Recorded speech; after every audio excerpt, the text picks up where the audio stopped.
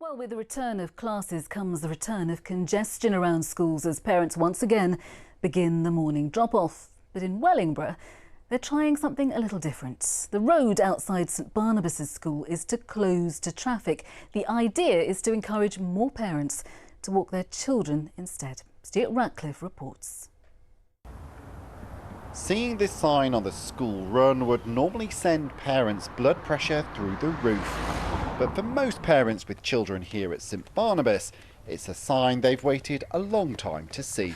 The amount of trouble there is just getting through, negotiating cars, parking, pulling out, just with my wife in a pushchair with our younger child. We've had the sight of parents pushing their pushchairs up the middle of the road, pursued by angry, hooting motorists. Getting up that street is next to impossible. The pavements are very, very narrow because it's a Victorian street and it's just not built for what it's being asked to do at the moment. So to try and make the road safer, Year 2 pupil Rhoda wrote a special letter to the County Council.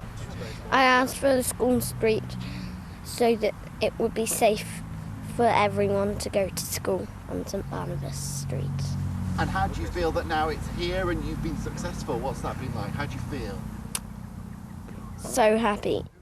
As well as walking along the closed street, parents who do need to drive can park in an adjacent road and walk through a local park to enter the school through a new gate, which hopefully gives even those who arrive by car some exercise before school. It is a nicer start to the day, yes. If they're waiting in the park, they can run round, they've got the equipment to use.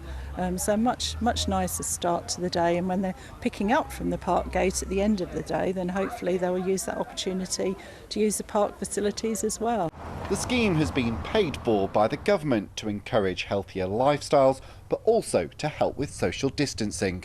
The first tranche we got was 351,000, which has allowed us to sort of cost out schemes like this and, allow for the traffic management at each end of the street and do sort of pop-up cycle lanes here and widening footpaths in the big towns to help with social distancing. Local residents who live here can still drive in and out with a permit. And of course, not everyone is convinced by this scheme. But the government hopes signs like this will soon be a familiar feature across the region. Stuart Ratcliffe, BBC Look East.